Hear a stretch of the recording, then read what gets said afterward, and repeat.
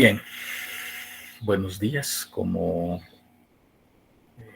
dijimos hace un par de minutos, hoy vamos a continuar con el tema que dejamos a medias la vez anterior, relacionado a los biomateriales de uso odontológico. Específicamente, vamos a hablar o vamos a continuar más bien hablando sobre el tema de su escala atómica. Yo no sé si hubieron dudas o preguntas de la vez anterior, sino, bueno, igual vamos a hacer un repaso breve ahora de lo que hablamos la vez pasada. Dijimos que para entender estos materiales, pues tenemos que haber o tratar de entender a un nivel de escala atómica, y para eso decíamos que teníamos que entender los tipos de átomos que conforman estos elementos, los tipos de enlaces que mantienen a estos átomos unidos, y a raíz de los enlaces o las interacciones que tienen los átomos, la forma en que se ordenan dentro del cuerpo, porque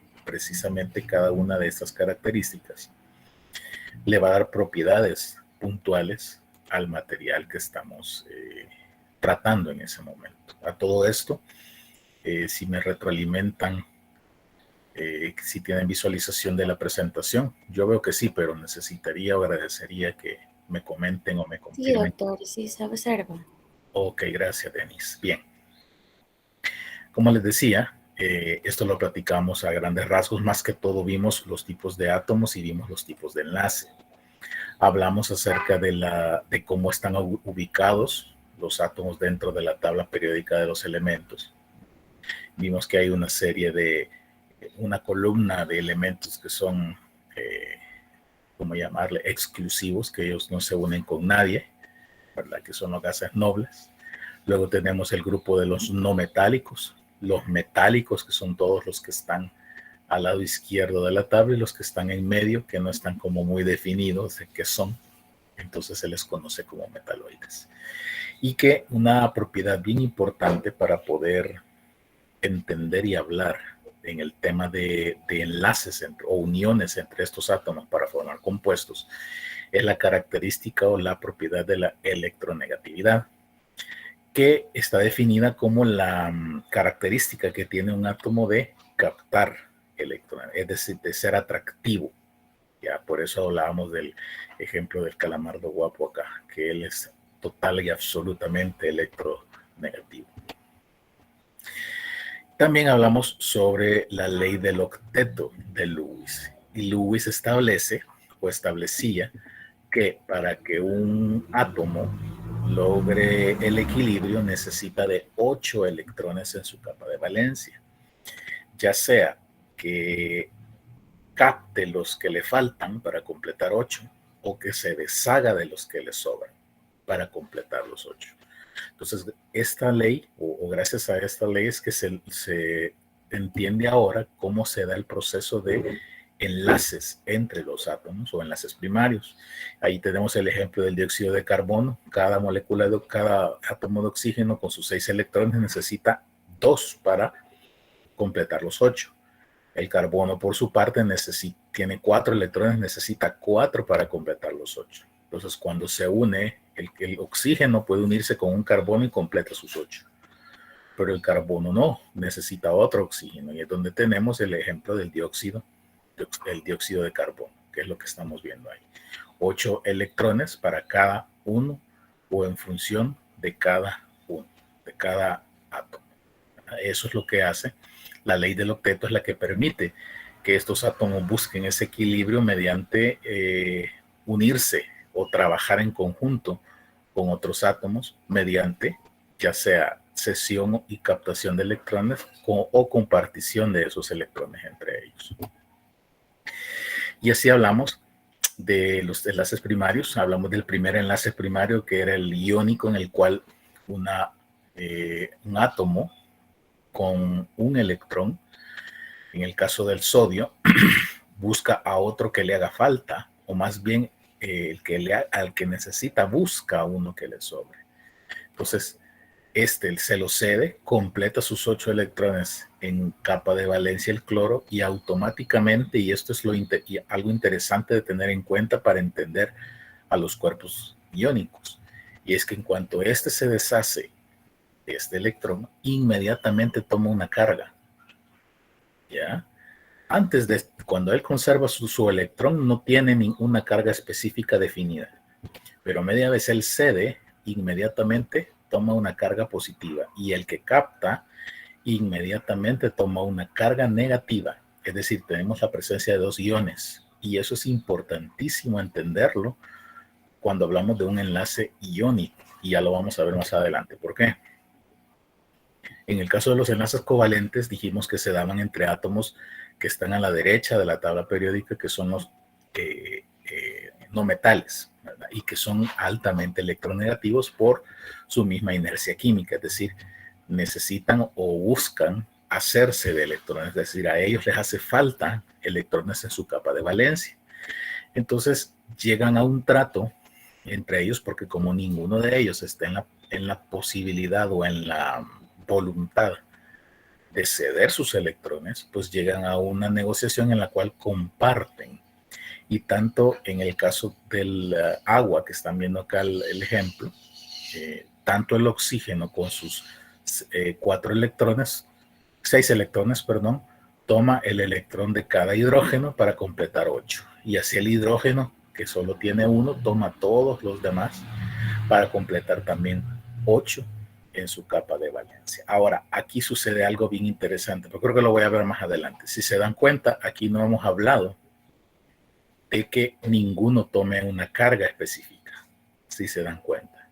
En el iónico, sí, cuando uno cede, toma carga positiva y el otro y el que capta negativa. En el covalente, no tenemos una valencia eléctrica específica, es decir, ninguno de los 13 átomos en este ejemplo que les estoy presentando toma una carga. ¿Por qué? Porque ninguno cede electrones. Los electrones siguen en posesión de cada átomo.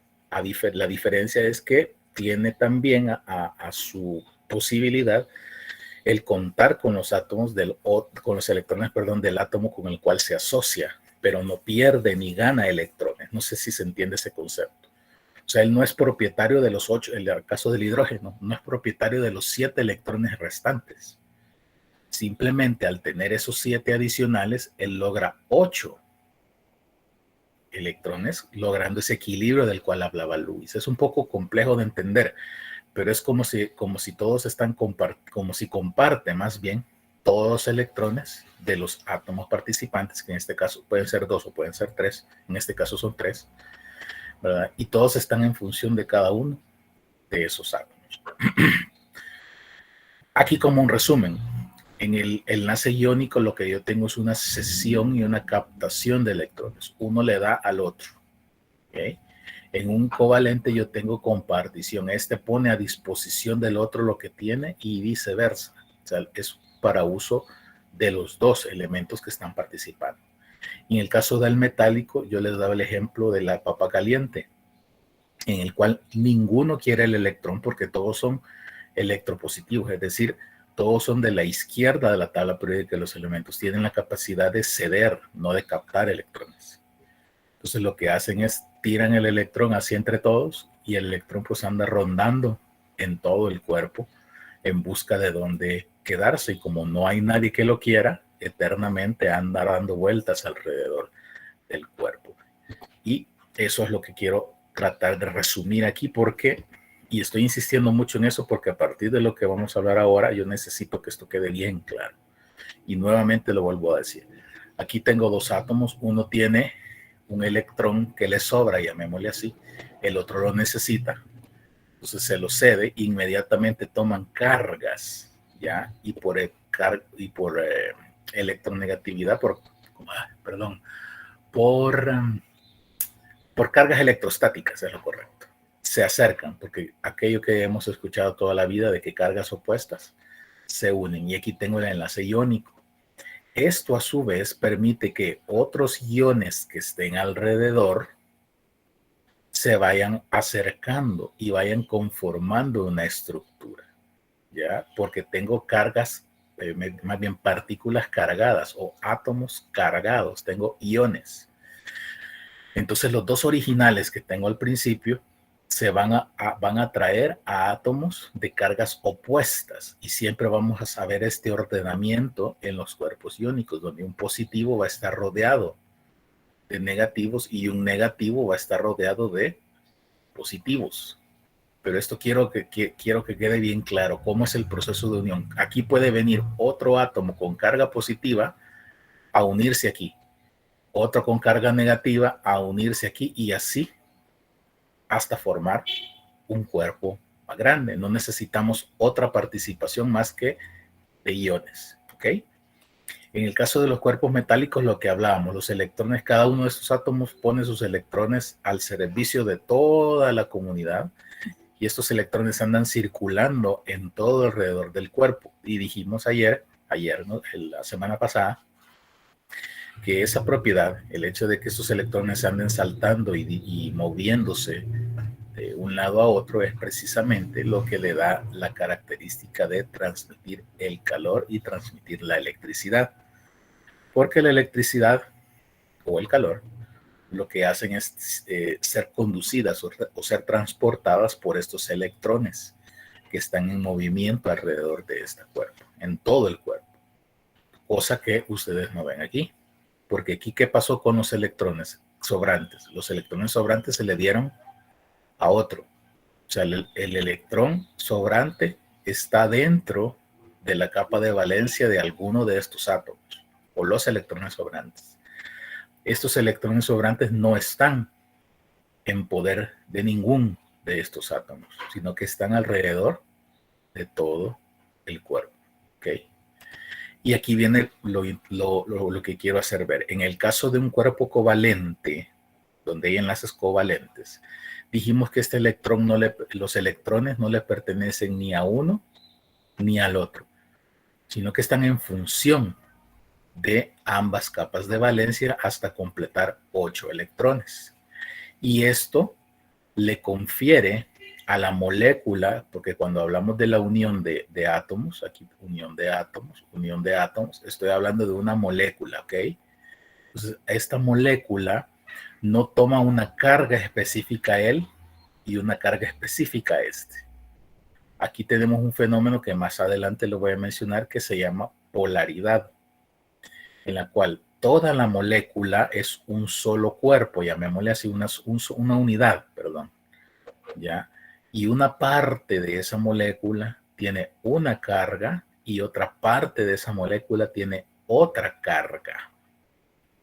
Entonces yo no puedo tener aquí un ion, por ejemplo, este negativo, no puede venir a intentar unirse acá, porque aquí no va a haber una interacción electrónica, porque el electrón ya está aquí. Y el electrón de este, pues ya al ser positivo ya lo captó, ya tiene 8 electrones en su capa de valencia este negativo, no puede venir y unirse acá. Acá lo que yo necesito es unión de más moléculas covalentes, en la cual la parte positiva de una se va a unir con la parte negativa de la otra. La parte negativa de una con la positiva de otra y así sucesivamente. Y esto, si se van dando cuenta, va presentando o va determinando un ordenamiento específico de los átomos en los cuerpos, que son bien diferentes si se dan cuenta entre cada uno de estos. Y lo vamos a hablar cuando hablemos de el empaquetamiento de los átomos. Pero, ¿qué es lo que permite que estas moléculas en los enlaces covalentes se unan entre sí? En los cuerpos iónicos, yo no necesito ninguna interacción de terceros. Yo simplemente necesito enlaces iónicos, necesito iones que se pueden ir adhiriendo.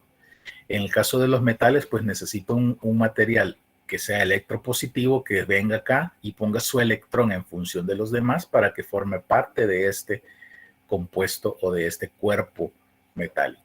En el caso de los covalentes, yo necesito moléculas que estén polarizadas, ¿ya?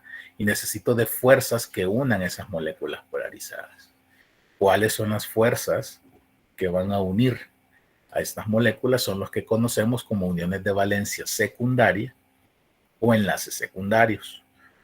Como ya vieron, se entiende, porque esto me interesa que quede bien clarito. ¿Se entiende este tema? ¿Se entiende esta parte? ¿O no? ¿Hay preguntas? Doctor.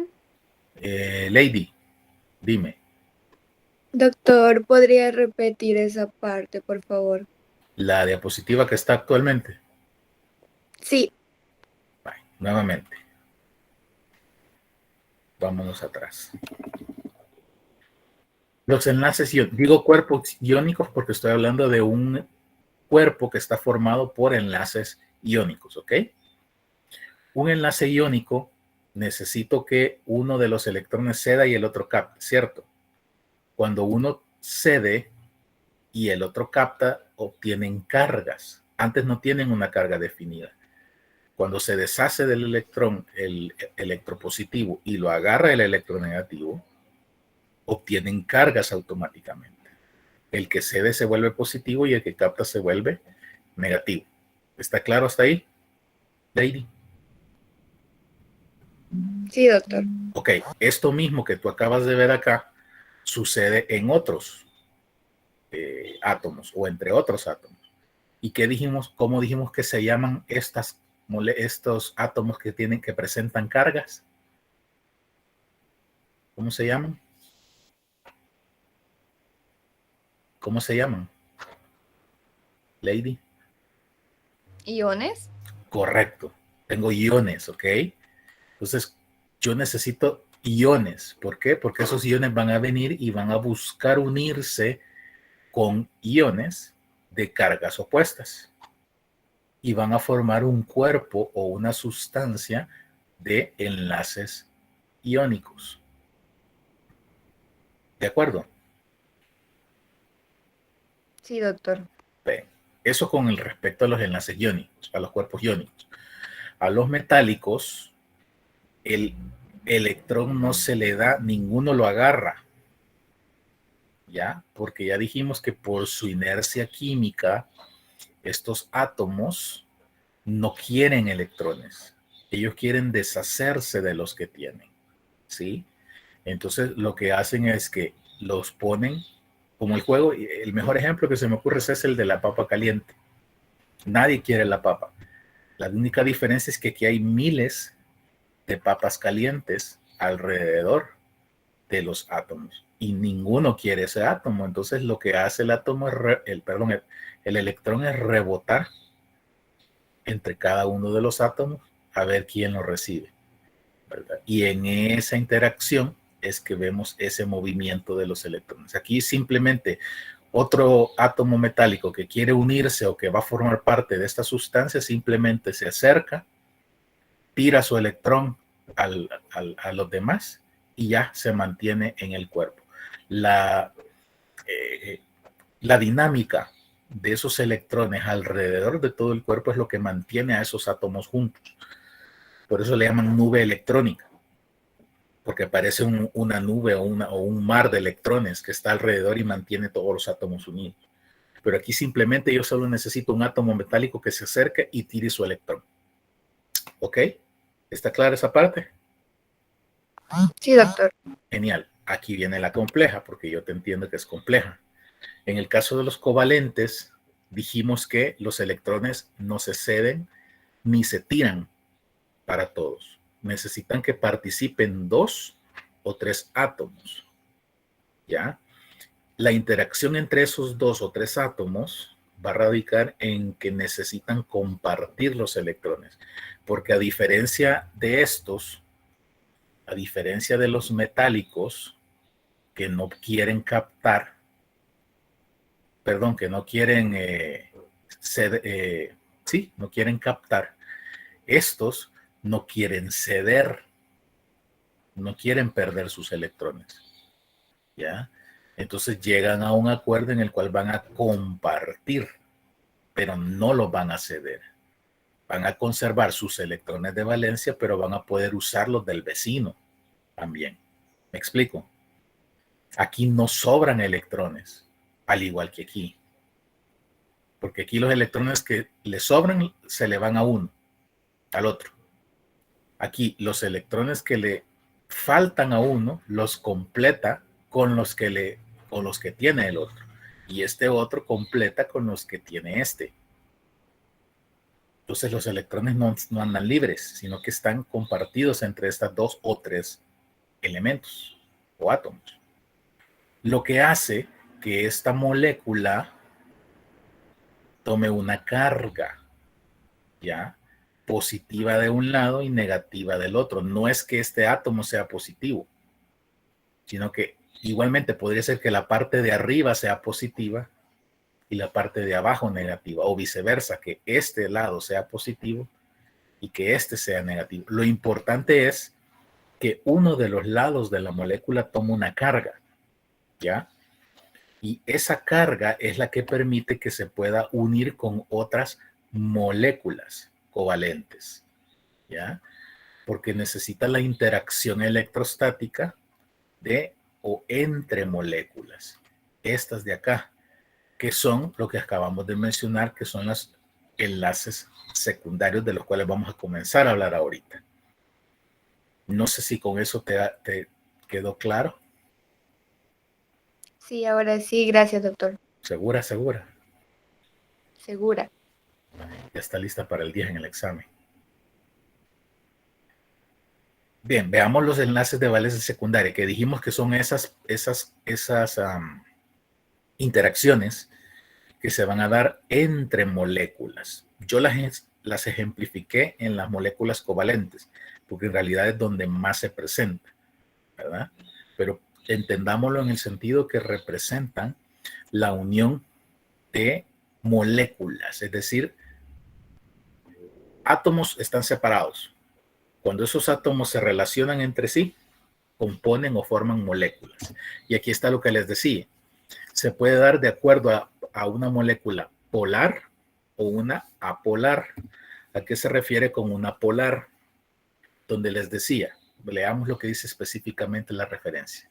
2 átomos diferentes con distinto número de electrones en la capa de valencia y que presentan cargas opuestas en los lados opuestos, unidos por enlaces covalentes. Aquí tenemos el ejemplo de la molécula de el agua, 2 átomos de hidrógeno y una de oxígeno.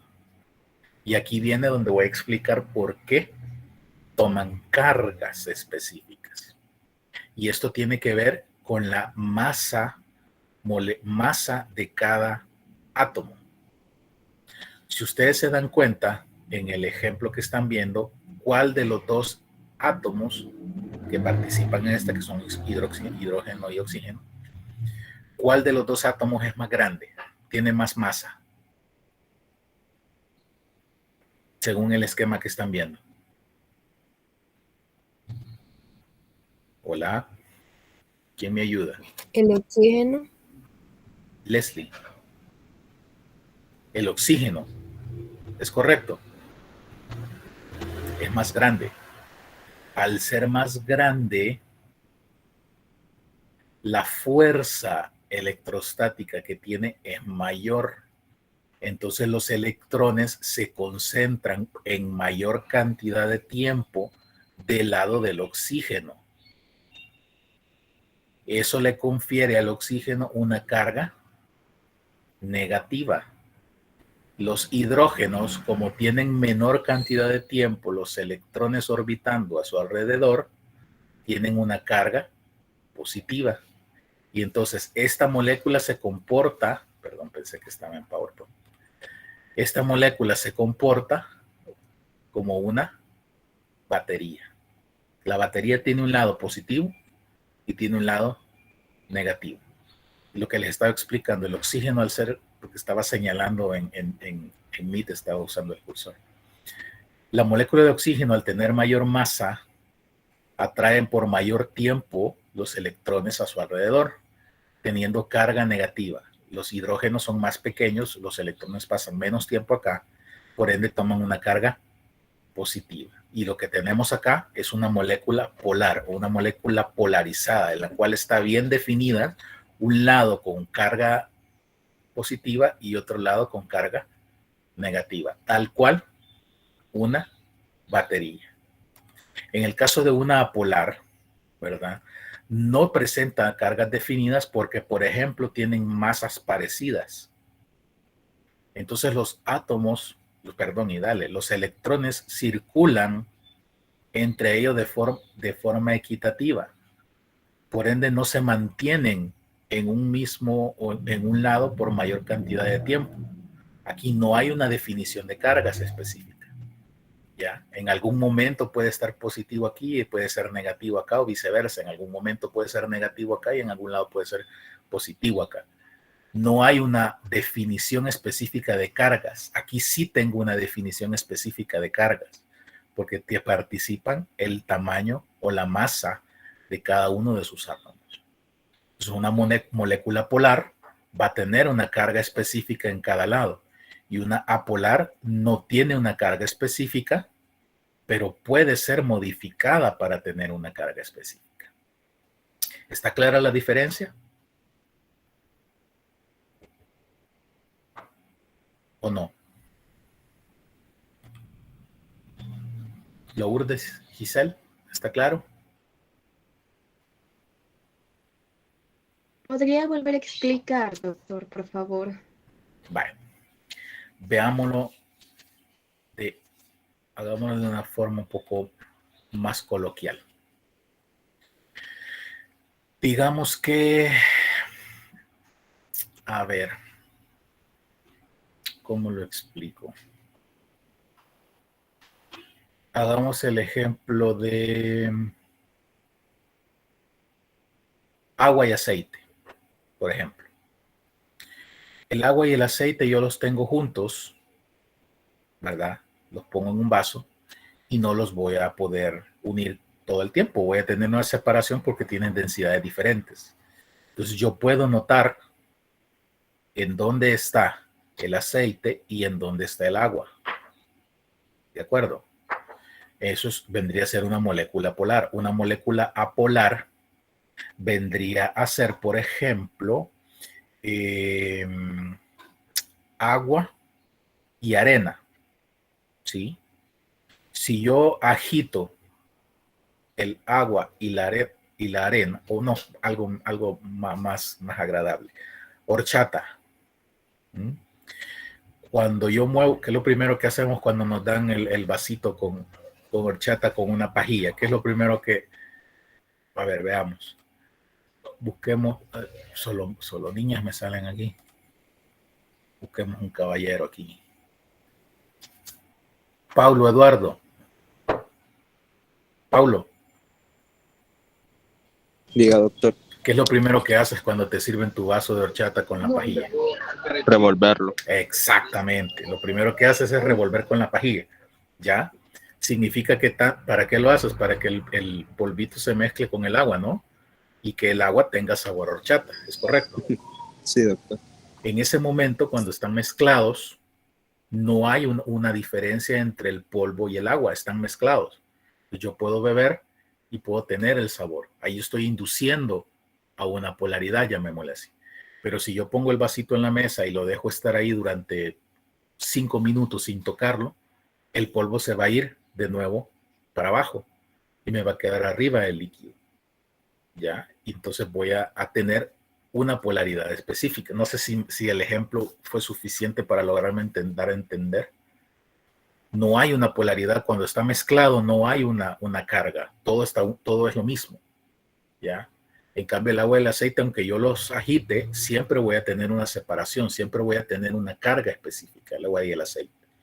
El polvo de horchata y el agua, cuando yo los mezclo, son una sola cosa. No tienen una carga, no tienen una diferencia. ¿Me explico? ¿Se entiende? Paulo. Se entiende, doctor.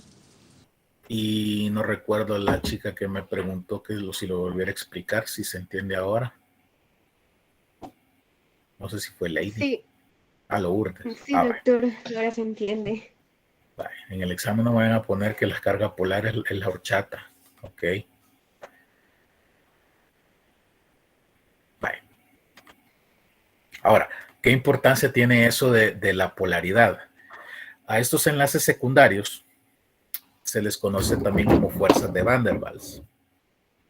y son electrostáticas, ¿ya? Quiere decir que se basan en cargas eléctricas, ¿ya? Y para que se presenten necesitamos la presencia de moléculas polarizadas, es decir, que tengan cargas definidas en cada uno de sus extremos, como lo están viendo acá, y que podríamos representar que es la misma molécula del agua. El mismo ejemplo, el oxígeno es más grande, los electrones pasan más tiempo de ese lado, por ende le dan una carga negativa, y los hidrógenos más pequeños una positiva. Y eso es lo que hace que interactúe la negativa de esta molécula, el lado negativo de esta molécula con el lado positivo de esta molécula. El lado positivo de esta molécula con el negativo. Positivo, negativo, negativo, positivo, positivo, negativo, y así sucesivamente. ¿Ya? Ahora, las fuerzas de Van der Waals se pueden dividir o se pueden clasificar de acuerdo a la polaridad o a los tipos de polos que se dan. ¿Ya? En base a esos tipos de polos podemos tener 4 tipos de fuerzas de Van der Waals. La primera, que se llama fuerzas de Kisson o fuerzas de dipolo a dipolo. Las otras son las fuerzas de Debye, que son dipolo a dipolo inducido, y las de London, que es dipolo instantáneo e inducido, e hidrógeno. Rarísimo, no se entiende de qué está hablando. Tranquilos. Vamos a ver cada uno de estos ejemplos y los vamos a ver despacito para tratar de entender. Ok. Cuando hablamos de fuerzas de Kisson, que son dipolo a dipolo, dipolo, 2 polos, ¿de acuerdo? Dipolo.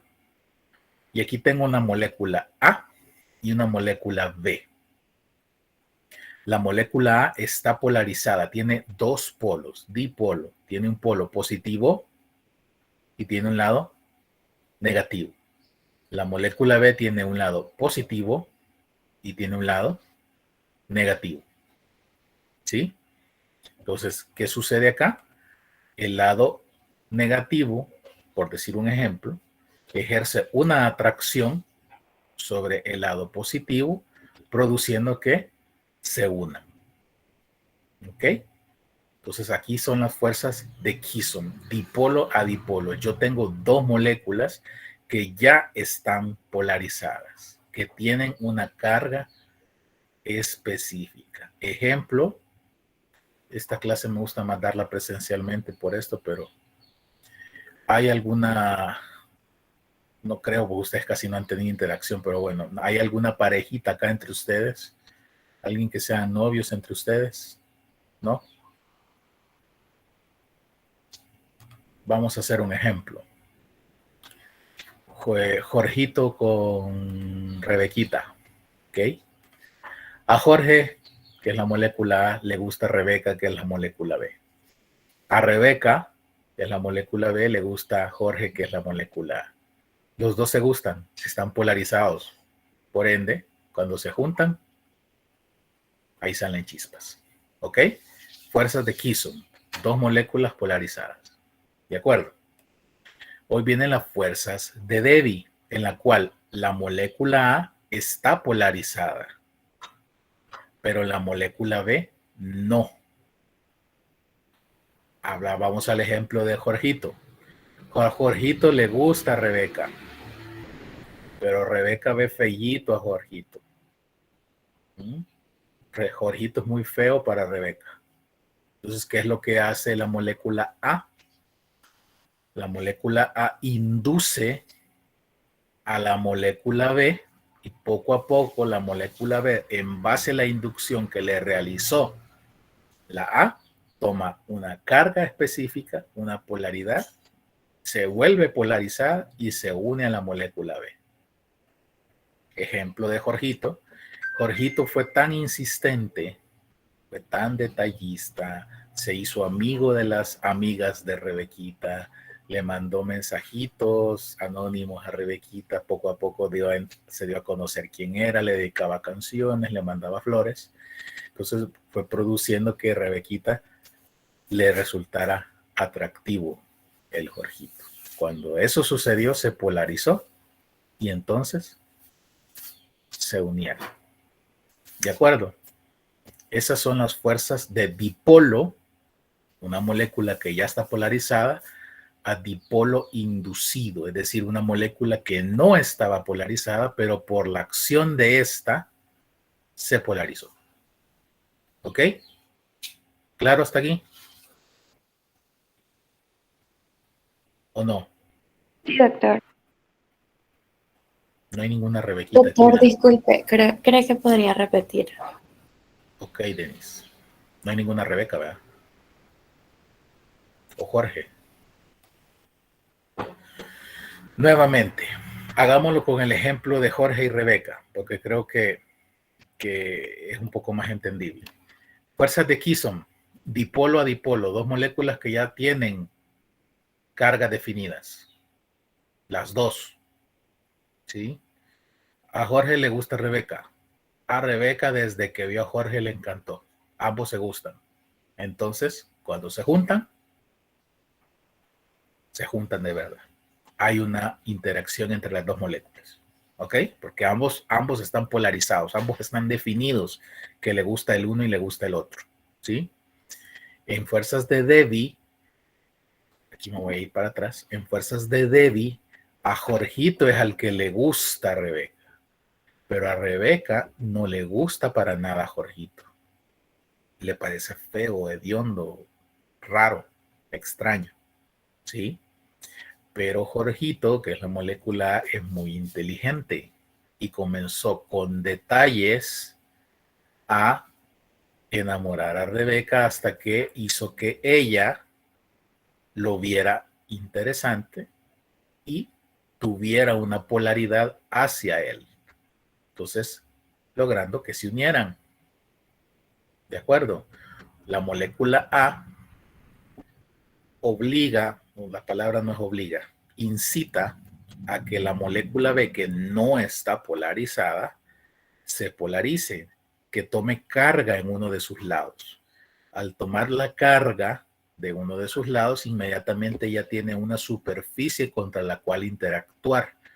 Porque aquí, al no haber un lado positivo y un lado negativo, no hay forma como esta molécula se pueda unir a ella. Aquí sí, porque hay dos, las dos tienen lados positivos y negativos. Aquí no. Entonces, ¿qué tiene que hacer esta? Tiene que inducirla para que tome una polaridad. Y cuando esta toma la polaridad, se da la unión o fuerzas de Debbie. Un dipolo, una molécula que ya tiene carga, a un dipolo inducido, una molécula que se va a tomar su carga. Dice el texto, molécula polar y una no polar, obligando a esta última a polarizarse en virtud de su campo electrostático. ¿Se entendió con la explicación? Sí, doctora, gracias. Ay, chivo. Yo sé que es complejo, pero trato con esos ejemplos de como que se entienda un poquito. Ok, las fuerzas de dispersión de London. Dipolo instantáneo, dipolo inducido. Aquí dice, los electrones están en continuo movimiento alrededor de su órbita. Ya, estas cargas no están, o sea, sí están, pero no están definidas porque el átomo está en un cierto movimiento. Pongámoslo, sigamos con el ejemplo de Jorgito y de Rebeca.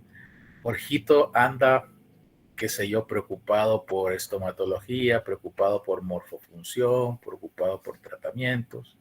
No tiene tiempo de andar buscando ni viendo a nadie. Rebequita, por otro lado, anda preocupada por, qué sé yo, por patología, por otras cosas, y tampoco está interesada ni tiene tiempo ni nada de estar pendiente de nada, de nadie. En algún momento el destino, lo que ustedes quieran llamar, va a ser que ellos se noten el uno al otro y por la polaridad que ya está establecida se unan y formen un enlace o una fuerza de dispersión de London que los una a ambas moléculas. ¿Ya? Es decir, nuevamente, la molécula A y la molécula B no tienen polaridades, pero no, cómo explicarlo, no están en una posición posible en la cual se puedan unir. Recuerden que las fuerzas electrostáticas, mientras más cerca se encuentren las dos superficies, mayor va a ser la atracción. Y dábamos el ejemplo la vez pasada del imán con el metal. Mientras más cerca esté el metal del imán, mayor va a ser la atracción que se ejerza. Entonces, igual estos en algún momento coinciden, la vida de Jorgito y de Rebeca coinciden sus polaridades, y lo que hacen pues es simplemente unirse, tal cual como se representa en la animación que les acabo de poner. ¿De acuerdo? Repasando. Quison, vamos atrás. Quison son dos moléculas que tienen polaridades definidas, que se unen. Debbie es una polarizada y una que no está polarizada, pero que por acción de la primera toma polaridad. Y London, las dos en algún momento sus cargas coinciden, haciendo que se unan la una con la otra. ¿De acuerdo? El último es el que se llama puentes de hidrógeno. Los puentes de hidrógeno generalmente interactúan con los elementos electronegativos, principalmente con los que están viendo representados en la imagen, y siempre tiene que haber participación de un átomo de hidrógeno. Por eso se llama puente de hidrógeno. Y estos hidrógenos, precisamente por su alta reactividad, favorecen o permiten la unión entre este tipo de moléculas. Entonces, cuando tengamos la presencia de un átomo de hidrógeno o de una molécula, perdón, con átomos de hidrógeno que participe en el proceso de unión de las moléculas, vamos a estar en presencia de fuerzas de Van der Waals de puentes de hidrógeno o enlaces secundarios, específicamente de puentes de hidrógeno. ¿Estamos claros con los enlaces secundarios?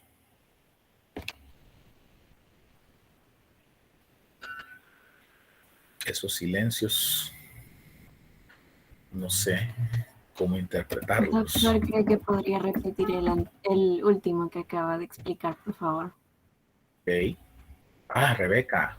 Aquí está Rebeca. Falta Jorgito. Ahorita resumen, más bien paréntesis. He puesto asistencia en el chat. Háganme el favor de poner su nombre completo ahí en el chat mientras explico nuevamente el tema de los 3 enlaces, o solo el último, Rebeca. Solo el último. Vale. Por favor. De hidrógeno. En aquel se necesitaba simplemente que las moléculas, en los 3 anteriores se necesitaba solamente que las moléculas estuvieran polarizadas. ¿Ya? Cuando además de estar polarizadas, interviene un átomo de hidrógeno en el proceso de unión, estamos en presencia de enlaces secundarios de puentes de hidrógeno.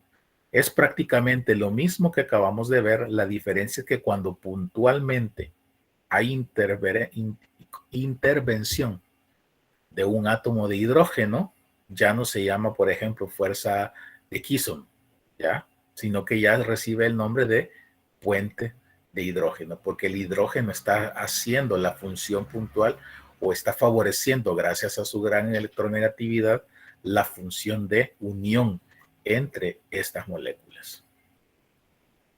¿Ves? Si te das cuenta, aquí el hidrógeno está mediando con el oxígeno, hidrógeno con el oxígeno, este hidrógeno con el oxígeno de otra molécula, ¿verdad? Y el hidrógeno con otra oxígeno de otra molécula. Escuché un plop. Denise. O sea, doctor, que ya media vez se encuentra el hidrógeno, ya no sería ninguna de las anteriores. Solo sería puente de hidrógeno. Es que es bien complicado. O sea, en el estricto sentido de la... Hasta acá complejo, no es lo que sé. Hasta acá asistencia. En el estricto sentido de nomenclatura, sí. pero en el sentido de comportamiento es prácticamente lo mismo, la verdad. La diferencia es que aquí el hidrógeno, nuevamente estoy señalando el hidrógeno aquí, gracias a su alta electronegatividad, favorece la unión intermolecular. ¿Ya? En otro tipo de molécula, donde, por ejemplo, el dióxido de carbono, que les mostraba al principio de la clase, donde tenemos 2 oxígenos y tenemos un carbono, ahí no hay hidrógenos. Pero si esas moléculas están polarizadas, están en presencia de un enlace secundario de fuerza de Kisson. Si agregáramos un hidrógeno en la ecuación o participara un átomo de hidrógeno, estaríamos en presencia de un puente de hidrógeno. Y el hidrógeno participa puntualmente en ese proceso de unión de las moléculas. En el otro caso, no necesariamente. ¿Sí? ¿O no? Sí, doctor, gracias. Yo sé que esto es bien difícil de entender. Todavía cada vez que preparo la clase lo entiendo un poquitito más. O sea, nunca se entiende del todo, ¿verdad? Tratamos de hacerlo entendible y de comprender, ¿verdad? Y esa es la idea. Y eso es la idea, de hecho, en la vida. Siempre se aprende, todos los días se aprende algo nuevo. Perdón. Hablando del empaquetamiento de los átomos, ya vimos cómo son, no cómo son, cuáles son las características de los átomos que participan en la unión de estos elementos. Ya vimos la forma en que interactúan entre ellos, es decir, los tipos de enlaces que trabajan entre esos. Ahora vamos a ver el empaquetamiento o la forma como esos átomos se acomodan. Ya vimos bastante sobre esto en el desarrollo de la clase. Sin embargo, vamos a hacer la relación, ¿verdad? Por ejemplo, vamos a tener sólidos cristalinos en los cuales los átomos se van a ubicar en posiciones específicas, como están viendo en la imagen. Vamos a tener cúbica simple, en la cual los átomos se colocan en los vértices, llamémosle así, de un cubo. Una cubo centrado en el cuerpo, cúbica centrada en las caras, monoclínica simple, triclínica, tetragonal centrada. Es decir, hay diferentes formas cristalinas en las cuales los átomos se pueden ordenar dentro de un cuerpo gracias a los enlaces que participan. Lo interesante sería entender que cuando hablamos de sólidos y más bien cuando hablamos de cristales, estamos hablando de estructuras ordenadas. Si ustedes se dan cuenta, los átomos, si bien es cierto, están ordenados o están colocados en una posición que puede tener una lógica o una secuencialidad, ¿ya? Una forma ordenada. Y vamos a tener luego lo que son los sólidos amorfos, en los cuales no vamos a tener un orden específico en la ubicación de los átomos. Ahora, esto le va a conferir propiedades puntuales al material, generalmente un poco de mayor resistencia, porque al tener este tipo de uniones intrincadas, el material va obteniendo una resistencia mayor. Lo mismo sucede con sólidos cristalinos. Un cubo simple no va a ser tan resistente como, por ejemplo, una cúbica centrada, lo que están viendo acá. ¿Ya? ¿Por qué? Porque aquí, además de haber uniones lineales, llamémosle así, aquí también hay uniones laterales, llamémosle así, u oblicuas. Ya no solamente son rectas, también ya tengo uniones oblicuas entre los átomos. Entonces voy a tener una mayor resistencia entre cristales simples y este que está acá, y a su vez con los amorfos. ¿Ya? En el caso de los cristales iónicos, como ven, son bien ordenados por lo mismo que acabamos de hablar, porque tienen cargas. Entonces, este no se puede mover de aquí, porque arriba tiene uno de carga opuesta, abajo tiene uno de carga opuesta, adelante, atrás y abajo, arriba. O sea, él no se puede mover de aquí. Por ende, eso le permite tener ese ordenamiento dentro del cuerpo, ¿verdad? Ahora, la ubicación de esto va a depender del tamaño de los átomos que participen, y ya lo vimos, y eso tiene que ver con el peso y la masa atómica, ¿verdad? Los espacios que hay entre cada uno de ellos, ¿verdad? Y esas características, que vean que no están unidos, o sea, no están a la parcita del otro, sino que tienen estos espacios, les hace tener muy baja densidad. ¿Qué significa? Que estos cristales, y ahí lo que están viendo en magnificación es sal, ¿verdad? Estos son granitos de sal. Lo que están viendo es que estos cristalitos, ¿verdad? Son muy poco densos, es decir, no pesan mucho. Densidad, hablemos de la cantidad de moléculas que hay en una unidad de cuerpo o en una cantidad de cuerpo. Entonces, y aquel ejemplo que siempre nos han dado, ¿qué pesa más? ¿Una libra de hierro o una libra de algodón? ¿Ya? Pesan lo mismo, pero el volumen es diferente. El hierro es una sustancia mucho más densa que el algodón. ¿Ya? Entonces, una libra de hierro puede ser un pedacito de este tamaño, pero una libra de algodón, algo que le doble 30 veces de tamaño. ¿Ya? En eso tiene que ver el tema de la densidad. ¿Cuántos átomos o cuántas partículas de ese cuerpo hay en una cantidad de espacio específico? ¿Ya? Entonces, los cristales iónicos generalmente son de muy baja densidad. Eso, y esto lo va a explicar muy bien la doctora Tamari, si no me equivoco, cuando hable de cerámicas, eso permite lo que vamos a ver ahorita, y considero relevante ponerlo para dar a entender. Y hablamos la vez pasada del ejemplo de jugar con la pelota en la casa y romper los adornos. Pues lo que están viendo ahí es un cuerpo cerámico en el cual estamos viendo el ordenamiento de partículas negativas rodeadas por todos lados de positivas y positivas rodeadas de negativas. Entonces, ¿qué sucede cuando la pelota rebota y golpea a la parte, al adorno? La pelota golpea. Al golpear hay un desplazamiento de los átomos, y ese desplazamiento obliga a que los que antes estaban enfrentados de cargas contrarias ahora son cargas iguales. Al haber cargas iguales hay una repulsión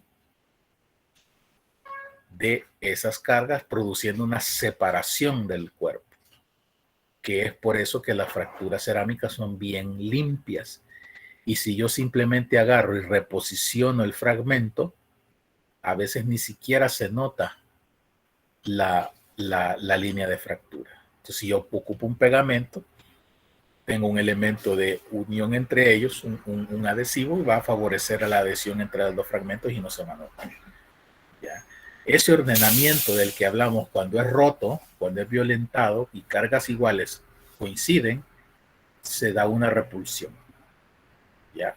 Eso debido al ordenamiento de los cristales. ¿Okay? ¿Qué significa? Que los cuerpos iónicos son muy frágiles, ¿sí? Cualquier tipo de fuerza, y ojo con lo que estoy explicando porque es importante aplicarlo a los materiales dentales puntualmente. En odontología usamos mucha cerámica, ¿no? Más que todo odontología restauradora. Las propiedades puntuales de la cerámica, ¿ya? La cantidad o los tipos de enlaces presentes en esa cerámica van a determinar la resistencia que va a tener el mismo. Cerámicas más frágiles están solamente relacionadas con enlaces iónicos. Cerámicas más resistentes ya tienen participación en enlaces covalentes en algunas partes. E insisto, esto lo van a ver a mayor detalle cuando vean la parte de cerámicas, ¿verdad? Pero me parecía relevante hacerlo ver en este momento, que está relacionado a la posición de los cristales, de los átomos, perdón, dentro de los cristales iónicos. ¿Okay? Los covalentes, por su lado, como ven, sigue siendo cristales, pero el ordenamiento es un poquito más intrincado. Hay una relación más tridimensional entre cada uno de los átomos que están conformando los cuerpos covalentes. ¿Ya? sigue siendo un cristal, sigue habiendo un ordenamiento, pero ya no simplemente lineal, ya tenemos también de forma oblicua. Esto hace que sea más resistente que un cuerpo con cristal iónico. ¿Ya? También cosa importante a considerar en odontología. Los covalentes, dijimos el enlace covalente era el enlace primario más fuerte de todos. Además de haber enlaces primarios en los cuerpos covalentes, acabamos de ver que también hay presencia de enlaces secundarios. En odontología, y ojo con eso, influyen o trabajamos mucho con enlaces primarios y enlaces covalentes primarios y con enlaces secundarios intermoleculares. Cuando hay adhesión, tenemos la presencia de ambas situaciones. ¿Ok? Los materiales poliméricos que utilizamos están relacionados con este tipo de fuerzas entre átomos y entre moléculas. Entonces, eso es lo que hace relevante el entender esa interacción atómica. En el caso de los cristales metálicos, la misma, si ustedes ven, la interacción que hay entre los átomos es bastante cercana. Es decir, están bien empacados los átomos. Esto hace que sea una estructura bastante densa, ¿ya? Muchos átomos dentro del cuerpo en un espacio específico, siendo una estructura muy densa. Aquí tenemos, y esta es una de las características que tienen los metales, algo contrario a lo que acabamos de ver en las cerámicas. Cuando se golpea, por ejemplo, un cuerpo metálico, ya sea con un martillo o cuando lo están forjando, ¿verdad? El desplazamiento de los átomos se da, igual que como lo acabo de ejemplificar en la animación anterior. La diferencia es que aquí, como todos los átomos son de la misma carga, no importa que se deformen. Y eso es lo que le da la característica de maleabilidad a los metales. ¿Ya? Si yo deformo el material, hago que se encuentren. Este átomo antes estaba aquí arriba. Al ser golpeado o ser formado con un martillo, se desplaza hacia abajo, ¿ya? Pero como todos tienen la misma carga, no hay ninguna repulsión. Y esta es la propiedad de maleabilidad que tienen los metales. Si esto fuera una cerámica, yo estaría enfrentando cargas opuestas aquí. Y al enfrentar cargas opuestas, estaría en presencia de una fractura. ¿Ok? ¿Entendemos ese tema de los cristales y sus propiedades en odontología? Me acabo de dar a entender y pregunto a cada rato si se dan cuenta si se entiende, porque me interesa que se entienda, porque de esto es la base para entender el comportamiento de los materiales dentales. ¿Dudas? A Lourdes, dime. Doctor, ¿podría volver a explicar esta parte de los cristales metálicos, por favor? Hagámoslo aquí. Siguen viendo el PowerPoint, ¿verdad? Solo que ahora ven las diapositivas, ¿es correcto? Sí, doctor. Vale, vamos a hacerlo de esta manera. Vamos a poner estos aquí. Y vamos a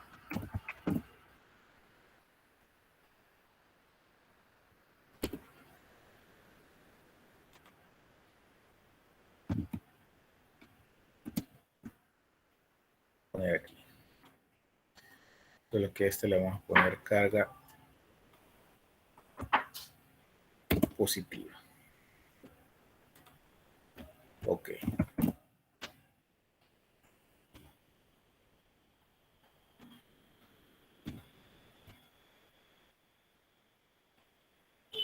Les estoy casi enseñando aquí incluso cómo es mi proceso de animación.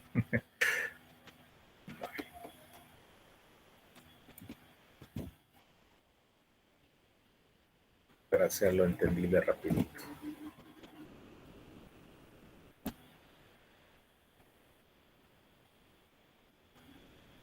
Doctor, perdón por interrumpirlo, pero hasta ahorita acabo de escribir porque el teclado no me funcionaba, el de la compu.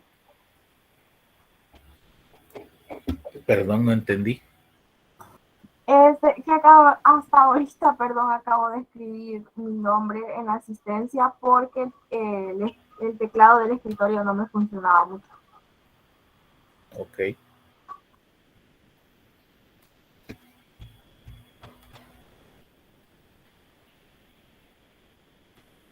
Vaya.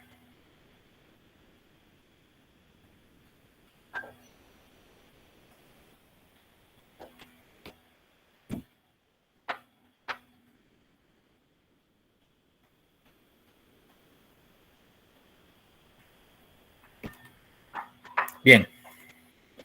Aquí.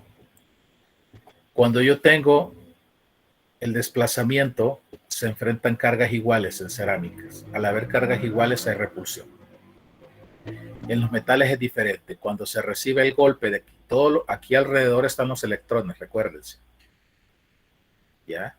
Cuando yo recibo un golpe en esta zona, produce un desplazamiento de los átomos. Pero como siguen teniendo la misma carga, no hay una separación, no hay una repulsión. Eso es lo que permite que los metales sean maleables, es decir, se le pueda dar forma a un metal sin que éste pierda sus propiedades como tal. Así es como ustedes han visto que hacen las espadas o que hacen las cadenas, por ejemplo. No, las cadenas las hacen por colado. Las espadas más que todo, ¿verdad? Cuando meten el metal en el calor para que tome un punto de fusión y luego con un martillo comienzan a aplanarlo y darle la forma, ¿verdad? La lámina de metal mantiene su propiedad porque tiene esa característica de maleabilidad en la cual, aunque yo la deforme, voy a tener el enfrentamiento de átomos con las mismas cargas. No va a haber una repulsión, no va a haber una ruptura. En cambio aquí sí la tengo. Si yo enfrento cargas iguales en una cerámica, sí voy a tener repulsión. Entonces voy a tener una fractura muy fácil, porque al medio desplazar átomos y al medio desplazar al punto de que se encuentren las mismas cargas, va a haber una repulsión. Aquí no, por la misma naturaleza del material del cual estamos hablando. ¿Me explico? No sé si ahora quedó claro. No recuerdo quién me preguntaba. Hola. Nuevamente con la sesión espiritista. Sí, doctor. Ok. Bien. Eso está relacionado a la forma en que estos cristales están formados, a la forma en que estos átomos están empacados. Los metálicos tienen esta propiedad porque están empacados todos de una forma muy compacta y todos tienen la misma carga. En los covalentes, en los iónicos hay una separación entre estos átomos y están ubicados de esta manera por sus cargas electrostáticas. Esto los hace ser poco densos, ¿ok? Y muy frágiles a la fractura, ¿ya? Los covalentes, por su lado, son un poco más resistentes a la fractura por la interacción en diferentes direcciones que tienen los átomos, no tan lineal como lo hacen los iónicos o como se ubican los iónicos. ¿De acuerdo? La distancia entre los átomos posee un efecto importante sobre la fuerza de atracción, ya lo dijimos. Mientras más cerca se encuentre un átomo del otro, mayor va a ser la atracción. Mientras más se alejen, menor va a ser la misma. La fuerza existente entre los iones, que ya dijimos que son átomos que obtienen cargas cuando ceden o captan electrones, disminuye conforme la distancia se aumenta, ¿verdad? Entonces, iones con cargas opuestas, cuanto más se acercan, más se atraen. Ya, por eso ahí dice amor de lejos, de valientes, no. Felices los cuatro, como dice aquel polémico que chilla en las disque canciones.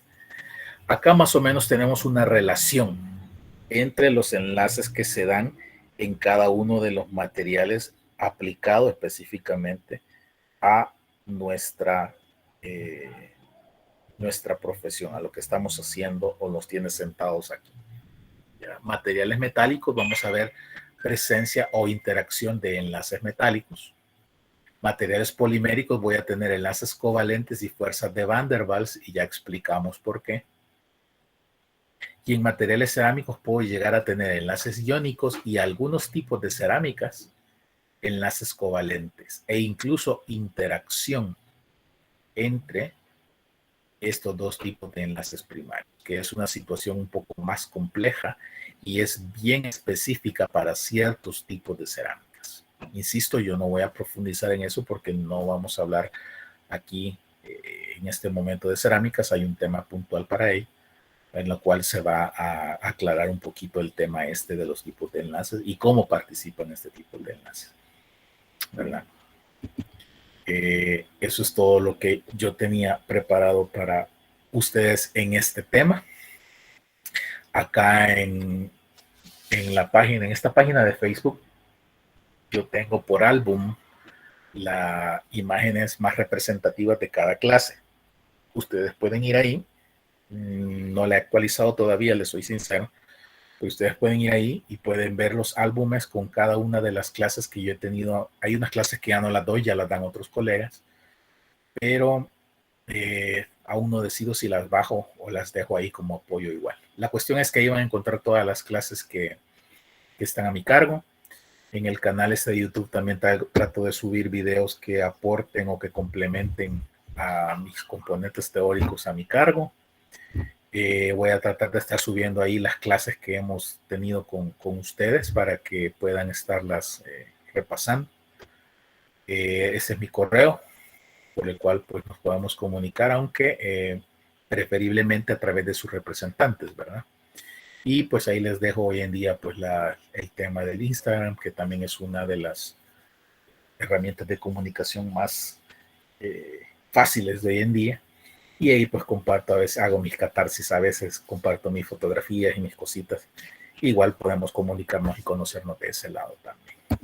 Así es que esto es parte de las referencias en las cuales me he basado. Muchas de estas referencias están también en el aula virtual, ¿verdad? Ahí pueden ir a buscar todas las referencias de todas las clases que hemos estado o vamos a estar viendo durante las siguientes semanas. Así es que aprovecho la situación o el momento de la finalización de clase